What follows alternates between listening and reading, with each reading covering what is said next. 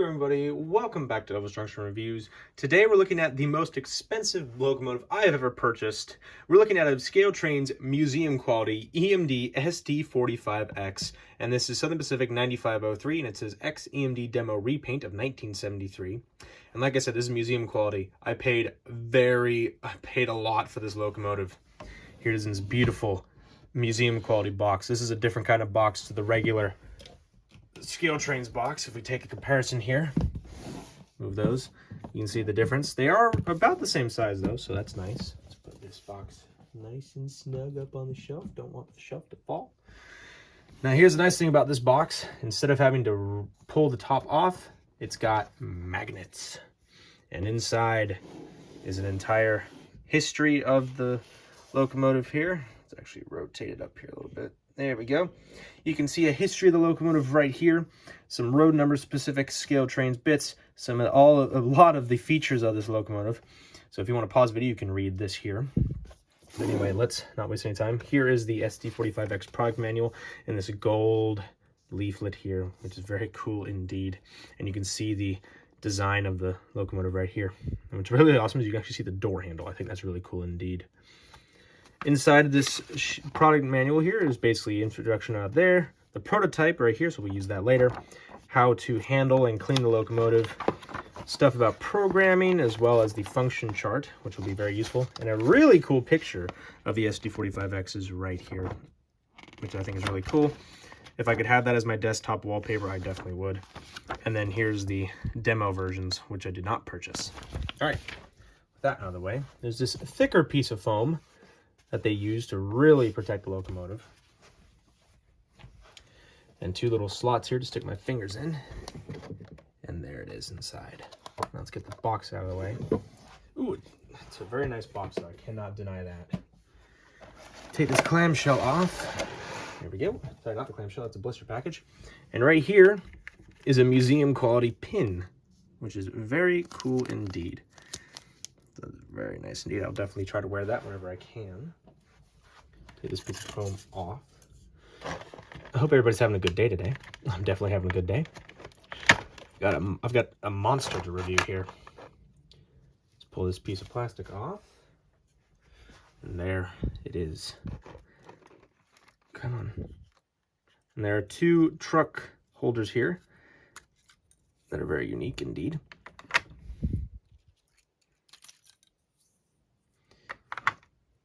All right. Wait, hold on. One more thing we need to do here. We need to pull the foam out. I would be devastated if I dropped this like right now. I would definitely be depressed all the rest of the day. All right. Now we have the foam out of the way. Let's clear these bits off here. And now let's get into the very lengthy history of this locomotive. And now on to some history. Now before I actually get started, I just want to clarify. I'm going to give you the simplified history. There's a lot more history I want to read out, but I'm not going to do that here in the beginning of the video. So stick to the end of the video if you want to hear more history. It'll be after the sound demo and my final thoughts. Anyway, bigger is better is an apt description for EMD's SD45X, the locomotive powerhouse of the 1970s. Built on their longest single-engine platform at the time with an unprecedented 4,200 horsepower out of its 20-cylinder 645 Series Prime mover, the SD45 became a signature locomotive of the Southern Pacific Railroad. Typically found on heavy mainline freights out of their home base in Roseville, California, the SD45Xs were seen in locomotive consists with SD45Rs, SD45T-2s, and SD40T-2s. Unfortunately, due to their uniqueness as a mechanical oddballs, SP retired all 7 units, which were eventually scrapped shortly thereafter. Although their lives were short, the SD45Xs left a lasting impression on North American railroading with innovative design features like its HTC truck and -2 electrical system. All right, so like I said earlier at the beginning, if you want to hear the longer version of the history, stick to the end of the video. All right, without history out of the way, let's get into some details, starting with the front. Alrighty, so we're going to look at the front of the locomotive. We're going to start away at the top and work our way down the bottom. Starting at the top of the locomotive, we have our Leslie S3LR horn. Directly below that is the gyrolite. Now, a gyro light was another safety feature, an early safety feature before ditch lights. Some railroads adopted it, like the Southern Pacific and the Rio Grande. However, not every railroad did. We have our number boards 9503 here, and they do light up when there's power applied to the track. Focusing on the windshield, actually, you can see the L-shaped driver's side window here. This was a staple of the Southern Pacific, the Cotton Belt, and some Alaskan Railroad GP40s, which is very cool indeed. If we focus a little bit here on the nose, you can also see the doorway right here, which is also a Simplified windshield wiper on it, and also there's 3 more here, here, and here. On the nose here, you can just see it, but there is a nub right here. I'm not sure what that's for, but please let me know if you do know. There's a grab iron right here, but we will be able to see that when we look at the roof of the locomotive. Sand filler hatch right here. This is what's known as the UDE light. This light was designed to come on in the event of an emergency brake application, so it usually should not be on in case of an absolute emergency. We have our main headlight right here, which operates when the locomotive is in a forward motion. We have our class lights right here and here. They do also light up, and they can become white, green, or red, and I will explain the differences between that during our sound demo. We have the lovely SP right here on the nose in the beautiful scarlet red. We have our walkway light right here. Here is the walkway. We have an MU socket right here. Here is the step to step from this locomotive to the next one. Our coupler cup bar, which runs the width of the locomotive here. We have 2 grab irons here and here. Here is the knuckle, as our very large SP plow, the air brake hose, and here are our MU cables, 4 of them on either side of the plow, here, and they all have numbers that correspond with them, 4, 3, 2, 1, 1, 2, 3, 4. And you can see our lovely white handrails and grab irons here. Alrighty, so now let's look at some rear detail. Looking at the rear of the locomotive, starting at the top, we have our sand filler hatch right here. You can just see it, but there is a large widthwise grab iron here. You can just see it. There are a couple lift rings here and here. Our rear headlight, which does operate when the locomotive is reversing. Our class lights here and here. Some grab irons that lead from the top of the locomotive down to the walkway. Another grab iron here and another grab iron right there. It doesn't appear that there is a walkway light, but there might be. I think that might be it right there. No, I think that's just a compartment. We have a full-width anti-climber. The size of this locomotive and the extended radiator section meant that it needed a very large anti-climber. We have our series of handrails, including a safety chain here to keep you from falling. We have our coupler cup bar, which is kind of hidden from the anti-climber. There's also a grab iron right here as well. We have 2 grab irons on the top of the plow here and here. And our MU hoses, 4 of them on either side of the knuckle, and their corresponding numbers here.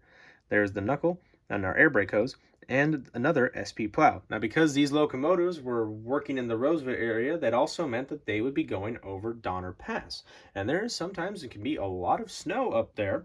I recently found that out just yesterday as of reviewing this.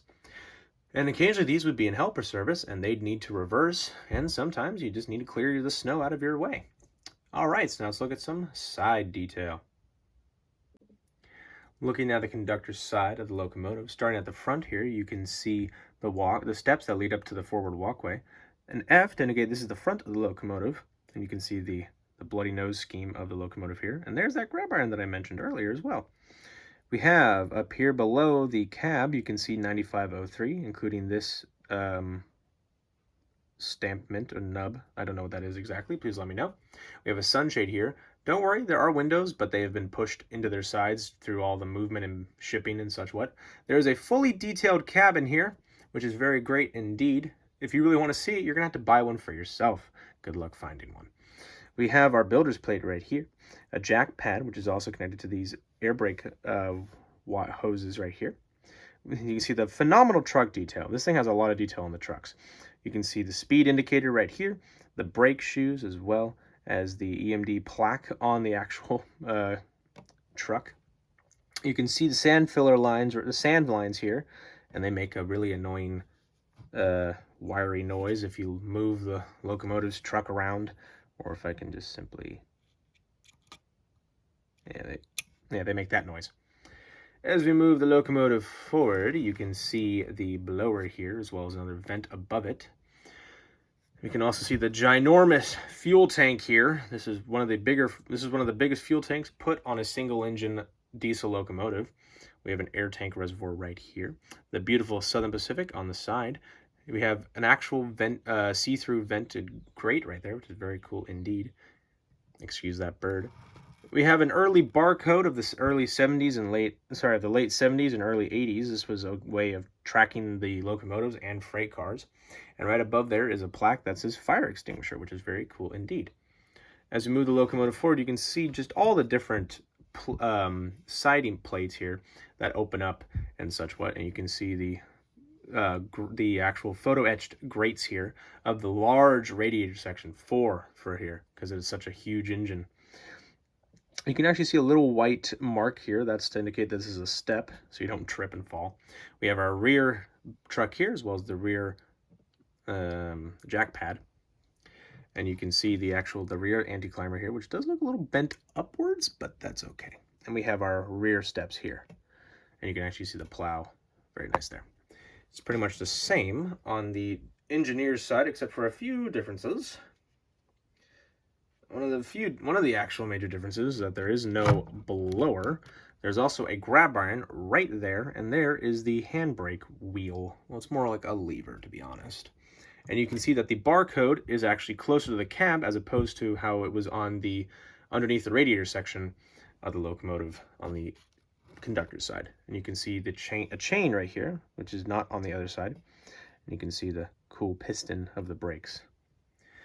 As we move the locomotive forward, as we keep going along here, you can see a little window so you can see inside the engine, which is very cool indeed. And you can see the photo etched grates again, which is very, very cool. Absolutely. All right, so now let's look at some roof detail. Looking at the roof of the locomotive, you can see the horn again right here, as well as the bell. There is the antenna right here, and you can see the sunshades a little better here as well. And you can also see that side grab iron right here as well indeed. Moving the locomotive forward, we have the dust collector here and a series of lift rings. There are a lot of lift rings on this locomotive's roof. As we move the locomotive, keep going again, you can see the exhaust stack right here, the two dynamic brake fan radiators here, the dynamic brake fan exhaust.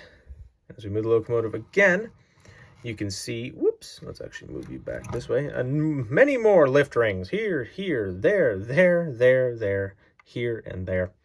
And there's two more here and here.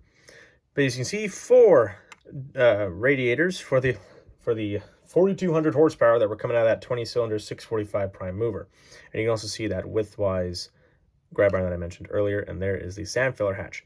Wondering what this is? This is a water cooling pipe for the radiator, which is very interesting indeed. It just shows you how much they needed to cool down that prime mover in order to produce the horsepower that this sucker would do. All right, so now with all the detail out of the way, let's get into the sound demo. Alrighty, so we have the locomotive here up on the test track. Now this is a low sound equipped locomotive, so this means we have to first hit F8 to start up the prime mover.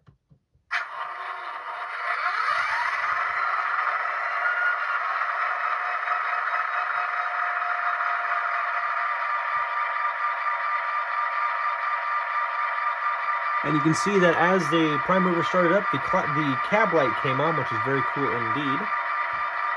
Alright, so in a forward motion, F0 activates the forward headlight, F1 is the bell,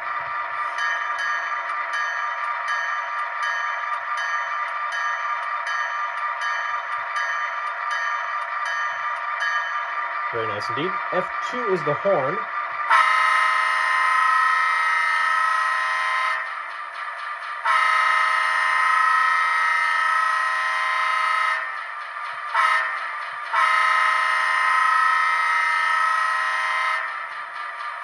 F3 is the handbrake.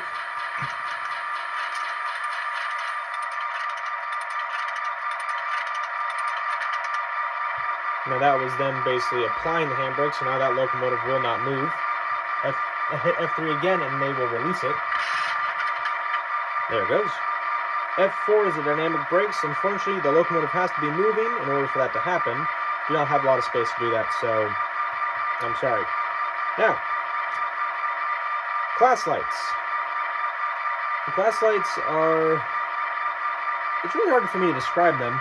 but we're going to go over them. F5 is the first one, so that's white. White means this is an extra train, not shown on the timetable. Turn off again, turn it back. Now it says green. Green is the second section of the same train symbol or number. If we hit it one more time, they are now red, and that means that this is a reverse move, or also to indicate this locomotive is in helper service. Turn off again, and there they go. Now, F6 is the gyro light. And you can see it is flashing like that, which is very cool indeed. And you can't really see it, but the number boards are on. I can confirm that they are on as well. The important part is that you can see the gyro light. Now, F7 has no feature. F8, though, if I turn off the locomotive again.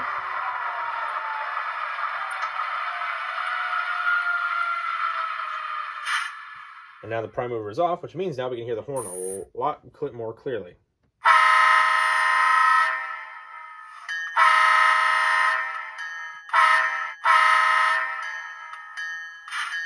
Which is very cool indeed. Let's turn the prime mover back on. And here comes one of my favorite functions, drive hold. Now, this locomotive was used on heavy mainline service, which means that it was probably at notch 8 quite a lot. So what F9 and drive hold do is that it allows you to hold the speed you are currently at, but then crank your knob or wheel to full notch 8 or whatever notch you need it to be to indicate or to show a more prototypically looking train.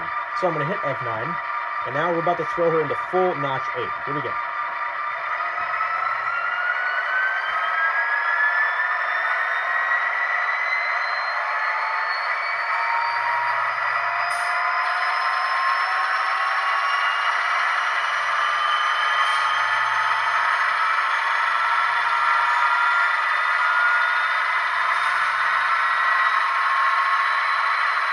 So now my locomotive is working at notch 8, pretending to be pushing a very heavy or stalled freight train up the Donner Pass 2% grade.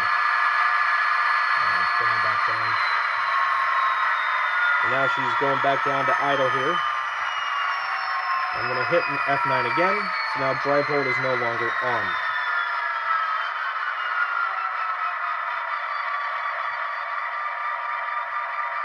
Now, there are a few more things in here that unfortunately we cannot cover. F10 is the independent brakes. F11 is the radiator fans. F12 is the headlight dimmer. F13, the air dryer. F14 turns off the number boards, and I guess you can turn them back on. F15 is the UDE light, aka the big hole light, according to this the function chart. Indicates emergency brake application. All other lights will go off. F16 is the air dryer on shutdown. F17 is the brake set / release. F18, sanding valve. F9, short air let-off. F20, air compressor. F21, air dryer. F22 is the cab door opening and closing. F23 is to open the engine hood doors or close them. F24, reverse center. F25, shutters open / close. F26, manual notch up. F27, manual notch down. F29, load simulation. F30, automatic brake, and F31 is the sound fader. Alright, so let's turn this locomotive off here. Let's turn off the gyro light, turn off the main headlight, and now shut off the locomotive. And these locomotives also have a keep alive effect, so if I take the power off, it will still make a little bit of noise before it finally officially shuts down for good. All right, with the sound demo away, let's get into my final thoughts. So overall, I think this is an absolutely gorgeous locomotive. It looks great, and it also sounds great. ScaleTrains really knocked it out of the ballpark. I mean, considering its museum quality, they're not going to shy away from any detail or sound that they could possibly get their hands on. And that is exactly what they did. So I bought mine at my local hobby shop, the Train Shop in Santa Clara. They still have the non-SP logo on the nose version. They also have all the EMD painted versions that have all the demo colors, as well as the SP bought EMD colors but SP on the nose, which is a very interesting look indeed. But anyway, thank you very much for watching. If you enjoyed, please hit that like button and also subscribe if you have not, and hit that notification bell to see what I have to upload in the future next. But anyway, thank you very much for watching. And if you're going to end the video here, thank you very much for watching. But if you're going to stick around for the rest of the history, let's get into that right now. And now onto the very long version of the history. If you have stuck around this long, first of all, thank you very much, and I hope you enjoy. I have 3 pages worth of history to go over, so here we go. In the 1960s, the undisputed horsepower champ of EMD's production catalog was the 20-cylinder, 3,600 horsepower SD45. By the time production ended in 1971, a total of 1,260 standard units were built, along with 52 stretched-frame SDP45 passenger and extended range variants. Despite engine crankshaft and radiator core leak issues early in production that were quickly ratified, and growing fuel consumption concerns thanks to rising oil prices as a decade drew to a close, the SD45 was to remain the mainstay of many mainline fleets. Despite the growing popularity of its 16-cylinder 3,000 horsepower cousin, the SD40, with its lower fuel consumption and more economical operating costs in comparison to the SD45, EMD still felt bigger is better, and in June 1970 unveiled a new demonstrator model to prove just that, the SD45X. While the SD45 was impressive in its own right, the SD45X was a behemoth in comparison and also unveiled new technology that was become standard within a few years. By some accounts, EMD even had intentions beyond testing new technology, with thoughts of offering a production version of the SD45X to be dubbed the SD55. While the SD45X had a few visual similarities with the SD45, namely the outward flared radiator housings designed that way to allow for deeper radiator cores, that's where they ended. The SD45X was built on a longer frame measuring 70 feet 8 inches over the couplers to allow room for a sizable 4,400-gallon fuel tank, 400 gallons more than the largest standard profile tank available of the SD45. But more importantly, the longer frame made space for a major new development, the HTC truck, which would go on to fame as standard equipment under EMD's Dash 2 line in 1972, including the legendary SD40-2. The HTC differed from the FlexiCoil C truck of the SD45 in being slightly longer thanks to its D77 traction motors being mounted so they all face the same direction within each truck. This and other design elements would produce 12% more adhesion in comparison to the FlexiCoil C, allowing the SD45X to more effectively utilize its other key difference in comparison to the SD45, more horsepower.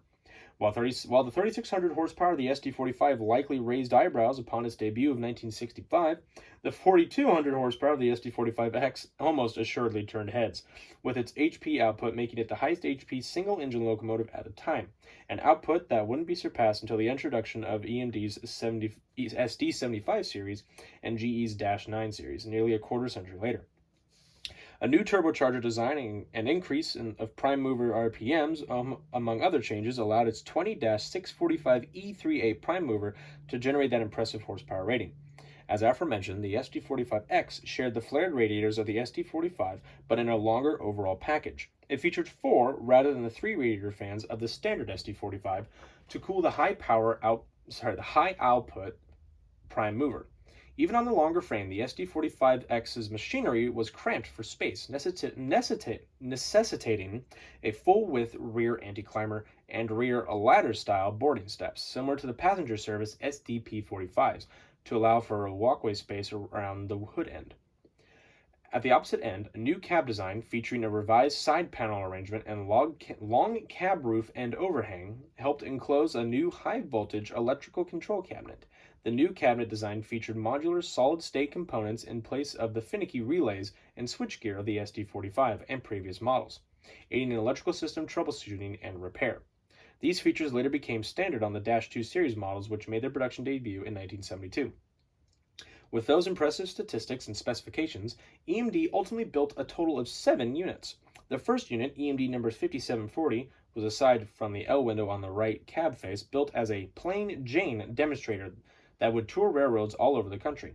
3 more demonstrators, EMD 4201 through 4203, followed shortly afterward and were distinctive in being built with Southern Pacific specifications in mind.